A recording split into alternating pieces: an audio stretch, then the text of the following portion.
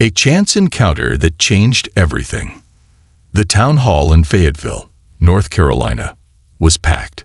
The air buzzed with anticipation as former President Donald Trump stepped onto the stage, his presence electrifying the crowd. The audience, composed of veterans, families, and supporters, rose to their feet, cheering and waving small American flags. Among them sat John Marshall, a retired Marine sergeant who had quietly taken a seat near the back. His presence wasn't meant to draw attention. He was here simply to listen. At 43, John was a man of quiet dignity, his eyes carrying the weight of experiences only those who had seen combat could understand. 2 tours in Iraq had left their mark, both physically and emotionally. An IED explosion had shattered his leg, and though modern medicine had saved it, the pain never truly left him. But it wasn't the pain that bothered him. It was the feeling of being forgotten. After retiring from service, John had dedicated himself to helping fellow veterans transition to civilian life. He ran a small, underfunded nonprofit, spending his days driving across counties to meet struggling vets, offering them support, finding them jobs, and more often than not, just listening. He did it all in an old, battered sit-in that barely made it through each journey. He had never expected to be noticed. But tonight, everything was about to change. A moment of recognition. Trump's voice echoed through the auditorium as he spoke about the importance of supporting veterans. Then, in the middle of his speech, he paused. "I want to take a moment to recognize someone truly special here tonight," he said, scanning the crowd. "A man who has given everything for this country, twice. A man who continues to serve his fellow veterans, despite the challenges he faces every day." The room fell silent. John felt a strange sensation as people turned to look at him. "John Marshall," Trump called out. "Would you come up here?" John hesitated. He wasn't used to the spotlight, but as the audience clapped, encouraging him forward, he took a deep breath and made his way to the stage. Trump shook his hand firmly. "John, I've heard about what you do. You're a hero, and heroes like you deserve to be honored." John shifted uncomfortably, glancing at the thousands of faces staring at him. "I just do what I can," he said humbly. But Trump wasn't finished. "A gift that changed everything. I know you've had some tough times," Trump continued. "And I know you've been driving miles every day in an old, unreliable car to help others." He paused. "Well, John, I think we can do better than that." A murmur spread through the crowd as Trump gestured to the side of the stage. Then, the curtains parted. A brand new, custom-equipped SUV rolled into view, gleaming under the stage lights. It had been modified to accommodate John's mobility needs.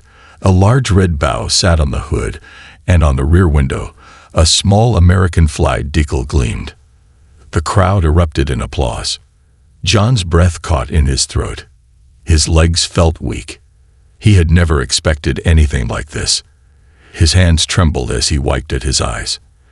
"I don't know what to say," he stammered, his voice breaking. Trump smiled. "Well, John, there's more. This vehicle comes with free maintenance for life, gas for a year, and a scholarship fund for your kids." At that, John completely broke down. The emotions he had kept bottled up for years overwhelmed him. Tears streamed down his face as he embraced Trump, whispering, "Thank you." The crowd cheered, but what happened next would leave everyone in tears. The ripple effect of kindness. A man in the audience stood up. "I'll cover John's property taxes for the next year." Then another voice called out, "I'll take care of groceries for his family for a year." One by one, people began pledging their support. Someone offered to repair John's house. A local business owner offered his wife a job. A woman promised to pay for his youngest daughter's school books. John was speechless. He had spent so many years helping others, never expecting anything in return. And now, an entire room of strangers, no, an entire country, was giving back to him. His wife, Emily, who had been sitting in the audience with their 2 children, rushed onto the stage. She hugged him tightly, tears streaming down her face. "This is a miracle," she whispered, a nation's heartfelt response. By the next morning, the story had gone viral. Social media exploded with videos of John's emotional reaction, of Trump's heartfelt words, of the audience coming together to support one of their own.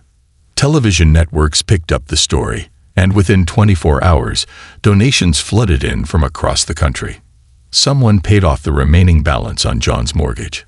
The veterans' charity offered additional funding for his nonprofit. A car dealership in another state pledged 10 more vehicles for struggling veterans. Messages of support poured in. Veterans, civilians, and families reached out, sharing their own stories of struggle and perseverance. And in the midst of it all, John found himself realizing something profound. He had never been forgotten. The letter that said it all. A few days later, John sat in his new SUV, looking at the folded letter in his hands. It had arrived that morning, unsigned. He unfolded it carefully and began to read. "John, you've spent your life giving to others. This country sees you. We honor you. Never doubt that your sacrifices matter.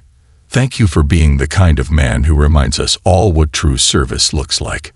His hand shook as he finished reading. He looked over at Emily, who smiled softly. "I think you finally understand, don't you?" John nodded. "Yeah, I do. The power of one act of kindness." In the weeks that followed, John's life changed in ways he never could have imagined. His nonprofit grew, expanding to help even more veterans. He traveled the country, sharing his story and inspiring others to give back. But more than that, he saw something beautiful happen. A ripple effect. People across the nation began performing small acts of kindness, paying for a veteran's meal, helping a struggling neighbor, reaching out to those in need. One moment of generosity had ignited a movement. And as John stood before a group of young veterans one evening, telling his story, he ended with a simple message. We are never truly alone. Sometimes, we just need to be reminded that people still care. And sometimes, one act of kindness is enough to change everything. The audience stood in thunderous applause, and somewhere in the crowd, a man took out his wallet, ready to pay for someone else's next meal. Because kindness, after all, always comes full circle.